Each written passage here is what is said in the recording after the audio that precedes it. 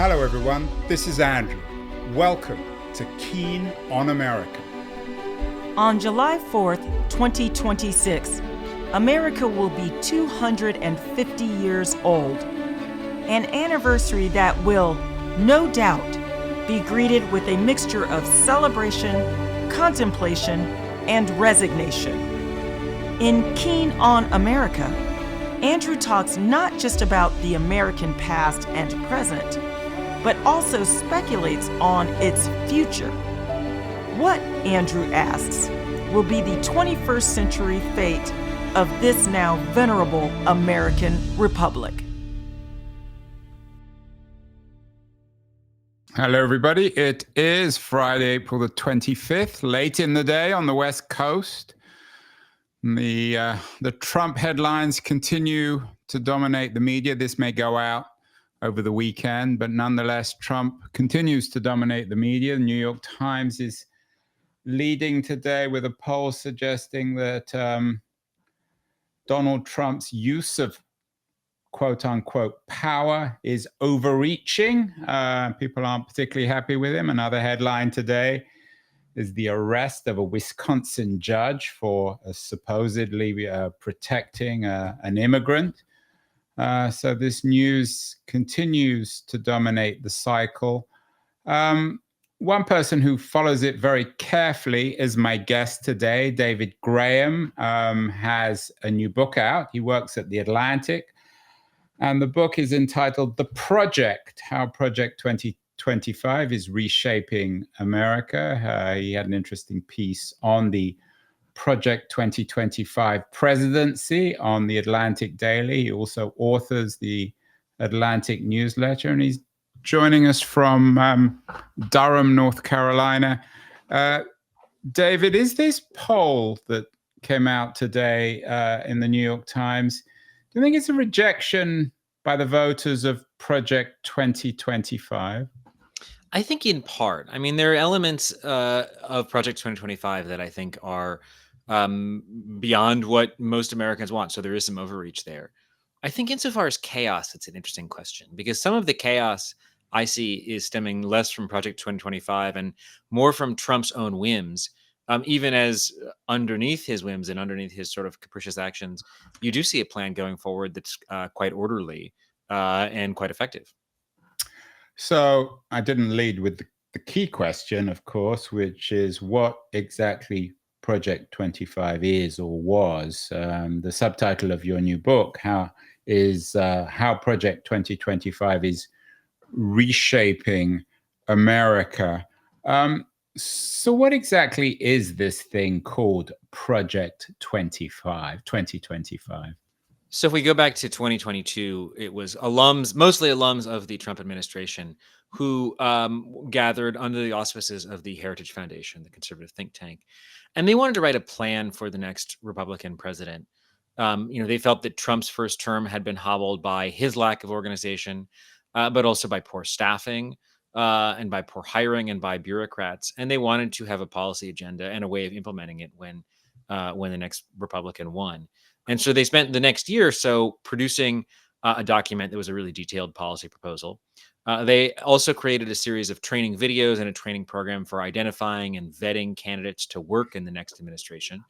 And then they drafted a bunch of draft memos and executive orders that will be ready on day one.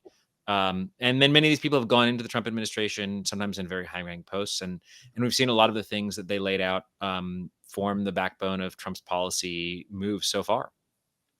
So my question, David, and excuse the naivety of this, is so what? We used to hear about this Project 2025 all the time, about people like Russell Voigt, Paul Dans, as if they were somehow instruments of the devil, or perhaps the devil themselves. And the Heritage Foundation was supposed to be this terrible place. But I'm, as you can probably guess, no great fan of Donald Trump or indeed Project 2025. But what's the big deal about it? All it was a policy paper by the Heritage Foundation, which is, again, unambiguously a conservative think tank. So who cares about this thing?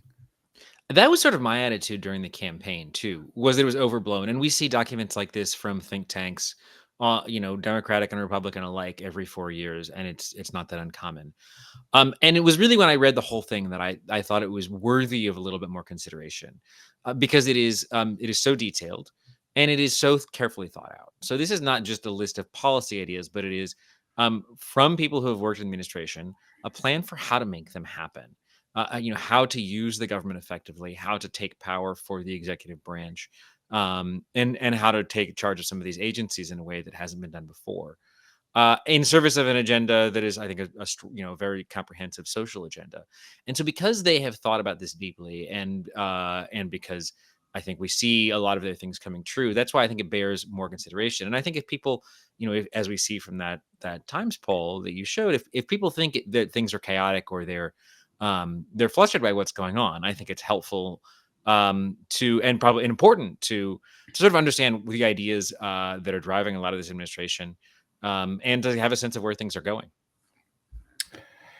Trump's never been shy to say things which are deeply unpopular, but he was always very ambivalent at most about Project 2025. When he was running for election, he disavowed the project, suggesting that he hadn't read it and he had nothing to do with it. He was no big fan of Russell Voigt, who's most associated with it.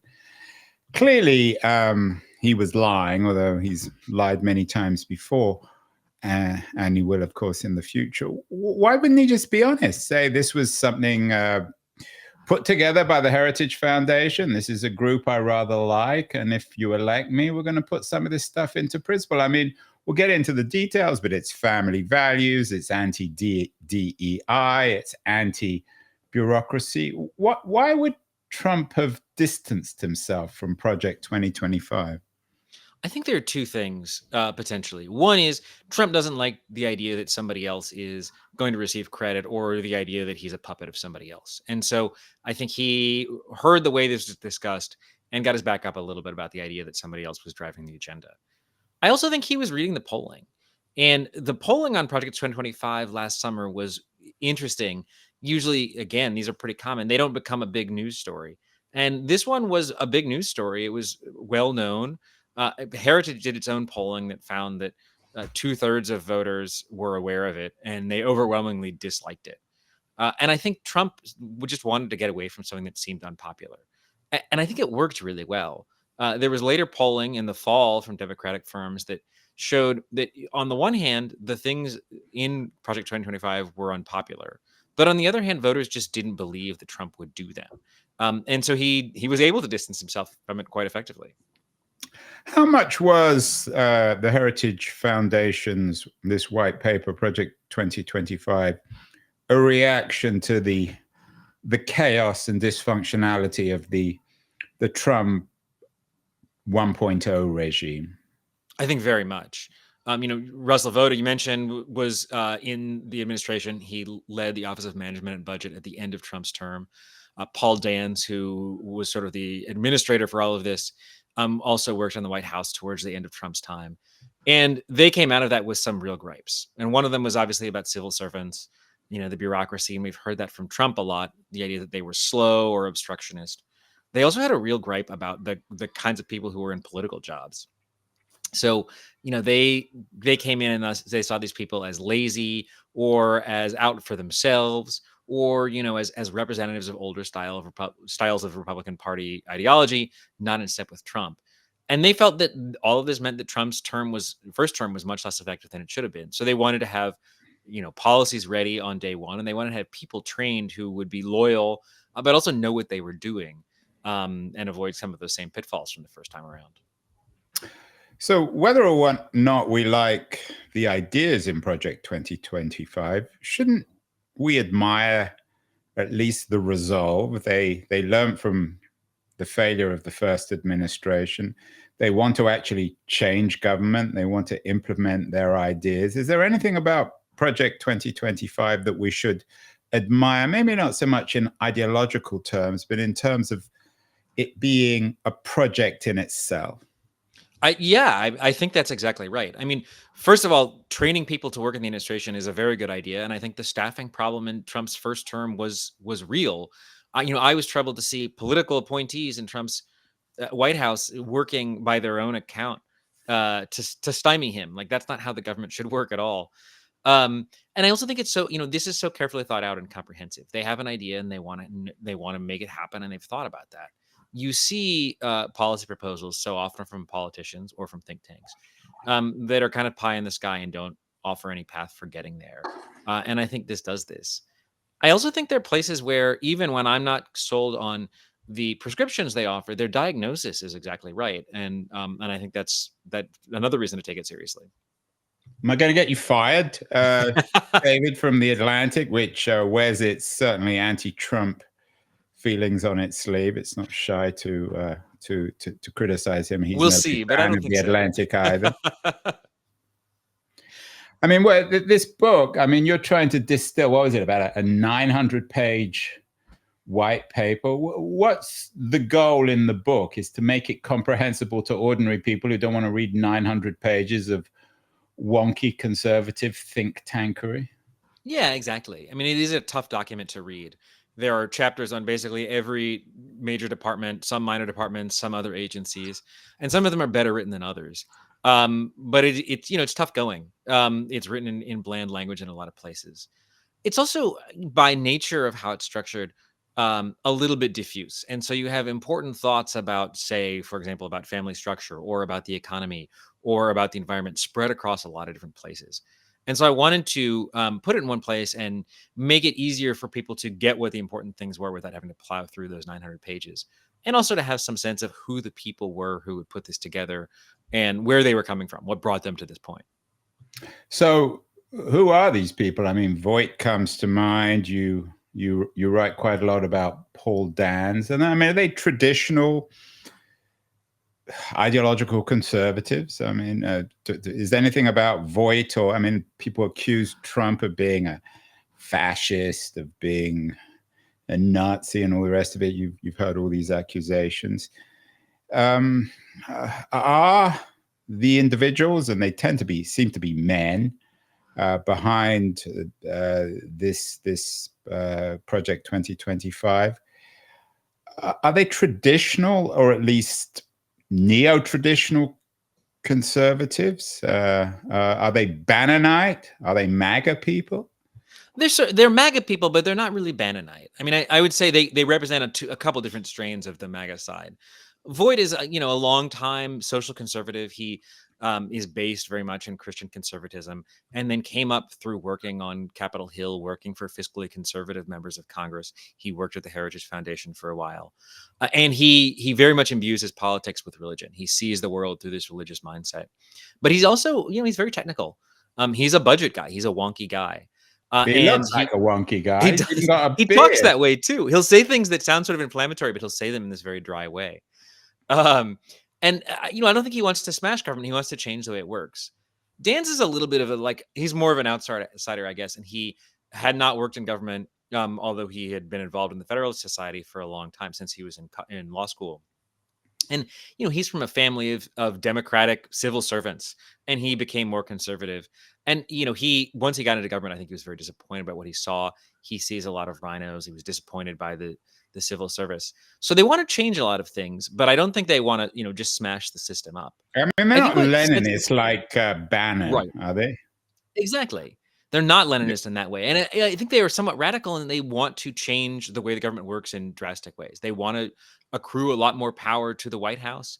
They want to take control of things, and they want to roll back things that are, 50, 75, 100 years old in the federal government. But they're not Bannonite. I mean, they aren't Leninist in that way. Exactly right. And what about the Christian part? You slip that in. He's a Christian thinker, whatever that means.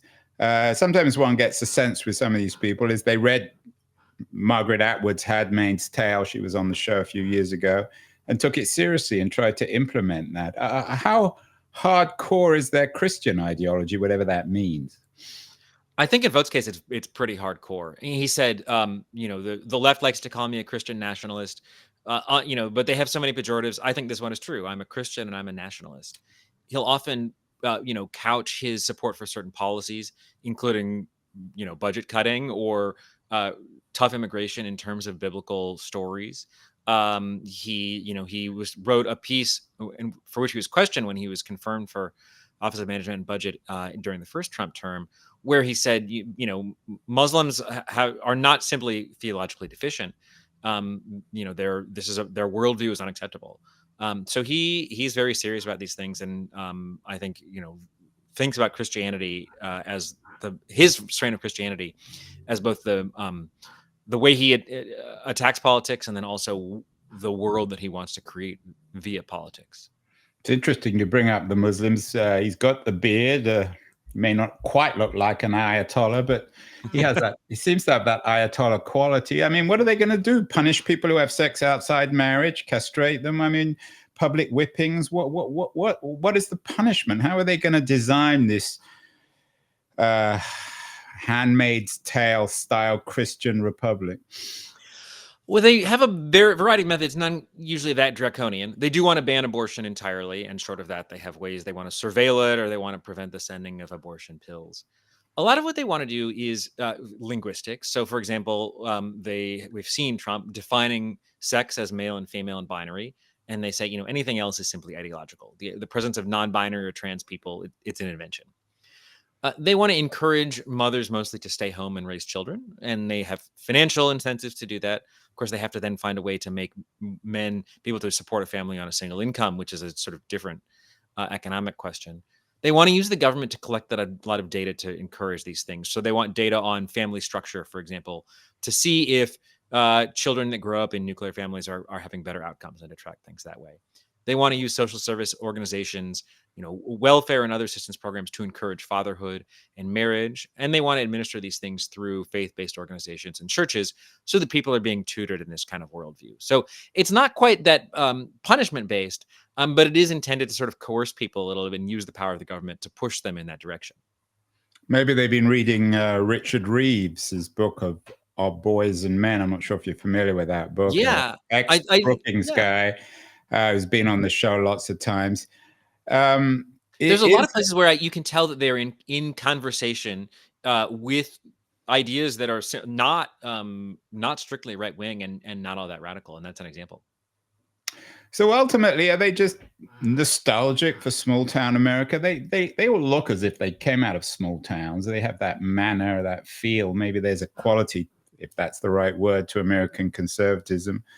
Do they just want to go back to this idealized 50s family?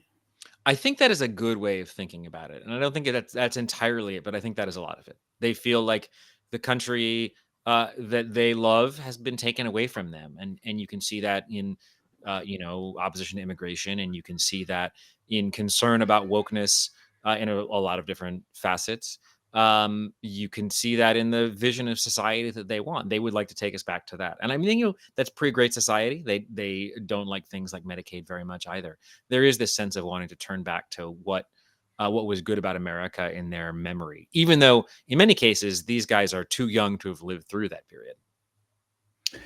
Yeah, you mentioned gender, binary stuff. What about race?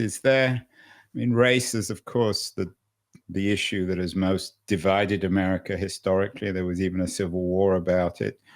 Is there a racial component to this, or would African Americans or certain kinds of African Americans who are perhaps well-versed in reading these kind of documents, we've had many on the show like Carol Anderson, read this as an attempt to go back to Jim Crow? I don't think it's an attempt to go back to Jim Crow, but I think there are places where there would be I was going to say where there would be a disparate impact, but it's interesting. They oppose the idea of disparate impact theory. They would like to see a lot of these organizations like the Equal Employment Opportunity Commission or the Justice Department Civil Rights Division reoriented away from, for example, policing suppression of the Black vote, away from accusations of racism, and reoriented towards looking at anti-white discrimination or anti-Christian discrimination. Other policies they suggest, they think would be race blind. Their attitude about something like fatherhood is there may be a particular crisis of fatherhood in the Black community, but we want to see fatherhood improved everywhere, and we don't care what color your skin is. We think these outcomes are good for everyone. So maybe it's the gendered quality of the project that is more more potentially bifurcating than the racial element. I think that's right. And of course, there's the trans issue, which seems to incite hysteria on both sides of the political spectrum. How central is that to the project? It's an important part of it. It's part of this whole suite, I think, rather than something on its own. They're very concerned about what they call gender ideology coming in through the schools. They're concerned about it being exported via, U.S. foreign policy and U.S. aid, and they want to strip it out. I think for them, it's also a useful sort of wedge issue. It helps connect them to Trump, who has talked a lot about trans issues, and it's a way to get into these more these questions about family structure and abortion that are maybe a little bit more politically polarizing by taking on something where there's a little bit more potential maybe to win over swing voters. The trans issue, of course, touches on childhood and maybe a conservative American fetishization of traditional childhood. On the left, that traditional childhood, no, that defense of traditional childhood has been articulated in anti-internet, anti-social media terms by people like Jonathan Haidt. Is there anything of that in the project? There is a skepticism of social media for exactly those reasons. And this report was published in 2023.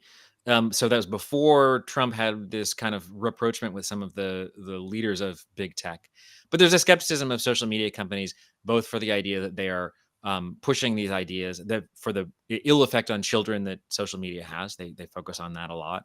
And also there's concerns about the way they have policed conservative speech or allowed or not allowed conservative speech. You're making it sound more and more reasonable, David. Is there anything in it that's just completely beyond the pale? When you read it, you thought, oh my God, I can't believe they wrote this. There's a range of things. There's some things that are small. For example, they just in passing say, well, pornography should be banned entirely, which I think grabbed my attention. No pornography, not even for Russell Hoyt. The approach to energy and the environment, I think, was very bracing to me. But let me go back. I don't want to seem too interested in pornography, but what, you mean not even Playboy? Not even topless photos? They say pornography should be banned and its producers should be imprisoned or should be prosecuted. And then what about Hollywood movies with some sex scenes? All that illegal? They don't specify, but it seems like that would be the kind of thing they would be happy to get. I'm guessing then they basically want to make the internet illegal, because it seems mostly, I mean, not this show, of course, but mostly just pornography. I think the internet is a big bugbear for them. Yeah. Well, I'm not in favor of the project. Then what else is shocking apart from porn? The approach to the environment, I think, is pretty drastic. I mean, they want to basically get rid of any climate-related regulation, get rid of climate research, privatize NOAA, which produces weather reports, and get rid of a lot of scientific research. That's a really sweeping, vast area that stuck out to me as being very radical. Yeah, and you note that in your excellent piece about what's coming next. One is to end any policies that acknowledge climate change. I always thought, David, and correct me if I'm wrong, that climate was one area where conservatives and liberals could conceivably agree. I mean, do guys like Voight and Dans, do they just deny that there is any kind of problem with the climate? It's interesting. They don't say, we've seen conservatives say that it's a hoax, and they don't say that. Instead, what they suggest is, well, it's difficult to quantify. It's difficult to tell how much is happening because of human activity. We should simply allow private industry to solve this through whatever innovation. They could have waved their hands about that a little bit. And they believe the best way to do that, to foster prosperity and to improve people's life, is to extract as much fossil fuels as possible. And so they want to use the government to encourage that. I think it's more of an ideological concept that the government shouldn't be regulating business and shouldn't be regulating pollution than anything else. And how does that touch on international norms, given the Paris Accords? I know US or Trump has withdrawn America from most of these things, but what does that mean in terms of any kind of international organization? Are they as hostile, or is the project as hostile to any kind of internationalism as the Trump, this Trump 2.0 regime seems to be? I think it's a little bit less hostile, but it's very inward looking. So they would like to see the US withdraw from many international groups. We've seen the WHO, for example, but also they'd like to see pullback from UN groups. Um, there's not the same sort of like outright hostility to something like NATO that we see from Trump himself. It's more the focus is so singularly on China, and the idea is that China is, although we saw Trump and we saw Biden both focusing on China, they think that still the U.S. government and the U.S. population is failing to appreciate what a threat China is, and they think that almost everything the government is doing should be oriented towards confronting China economically, culturally, and militarily if necessary. Did Navarro get his hands on this? Is there Oh any yes, tariff stuff in it? There's a debate about tariffs. I think that's an interesting thing too. What in the project itself, in Project 2025? That's right. And so Navarro writes a chapter about the importance of tariffs on China, although pretty strictly on China, while Kent Lastman from the Competitive Enterprise Institute, which is a free market think tank, writes a kind of rant against tariffs and says, these are making Americans poorer. Trade has made life better for Americans, and this is a bad direction to go. So we're almost 100 days, David, into this Trump 2.0 experiment. Where are we in terms of Project 2025? You in your piece you write about the attack on the civil service. Obviously, Musk's Doge initiative. It's not quite in the headlines as much as it was a few weeks ago. Are we closer to Project 2025 in late April 2025 than we were at the beginning of the year when it comes to this attack on the civil service? I think they made more progress, certainly in the first 100 days, than I thought they would. And part of that is because Musk has been so quick. They lay out a sort of methodical plan for doing this. Musk has just blown right through that and done a lot of it faster than expected. So we've seen a lot of that attack on the civil service, and they're moving also to change some civil servants to political appointees.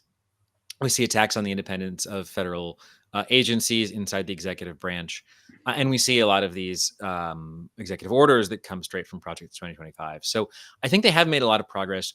I think they're reshaping the federal government in ways that are going to be permanent. Even when they lose some of these cases, it's simply not going to snap back to the way it was. And so they have made a lot of progress there. I think they understand also that they have a tight timeline. They were looking at the first 100 days and then at the first 2 years before the midterms as the crucial periods, but they're also thinking about this in terms of a years-long project. So they want to get as far as they can, as quickly as they can, and move the goalposts so that they can continue pushing along towards their vision of society. Yeah, it's not a very Muskian document. It sounds like he would have run it through OpenAI and come out with 3 or 4 bullets. I mean, was he involved in any way in it? I mean, he wasn't even in the Trump camp, presumably, when it was written. No, he's not involved. They don't contemplate anything like him.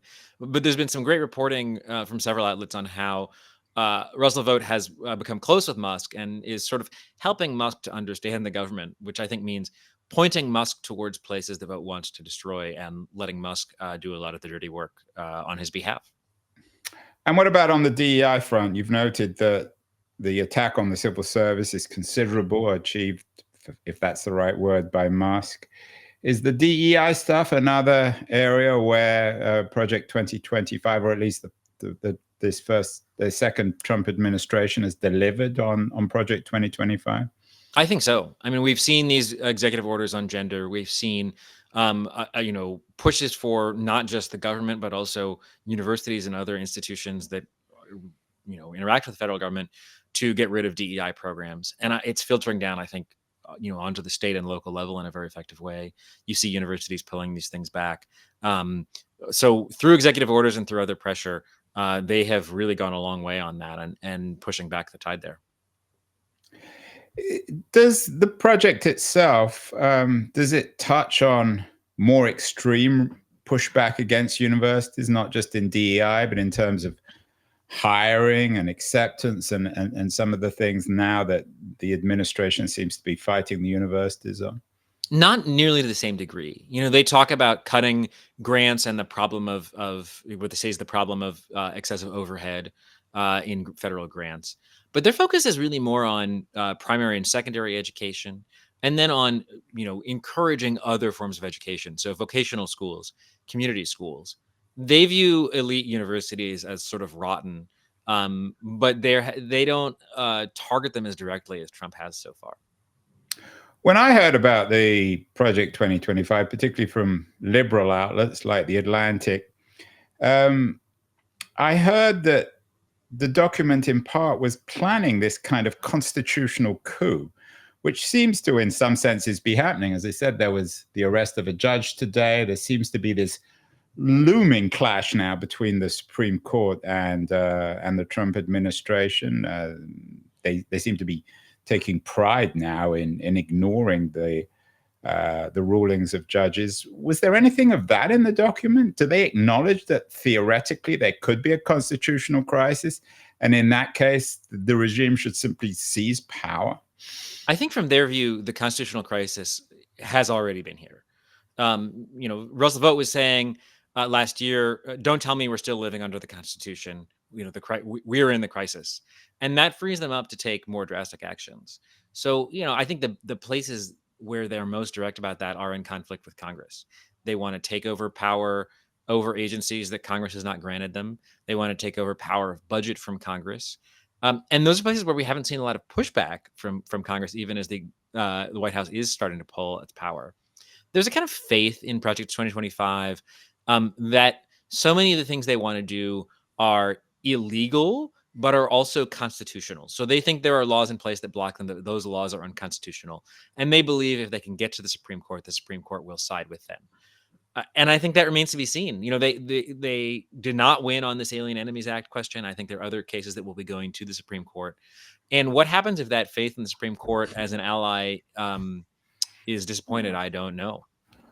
It'll be interesting. I mean, we heard lots of stories about conservatives like Bannon going to Budapest to learn how the Orban regime did it. Also, comparisons now with the Pinochet regime in Chile. Are there models in the project which says this is how other countries have done it and we need to emulate them?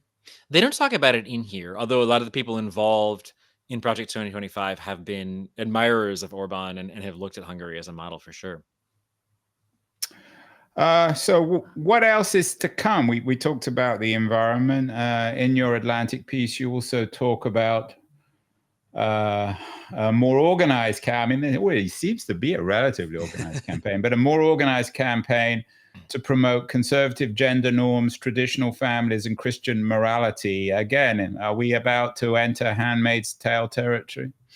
I don't know if it'll be quite that drastic. And I think one reason is Trump, who has not shown the same sort of appetite, especially on abortion, that a lot of these folks have. They are very sincere pro-lifers.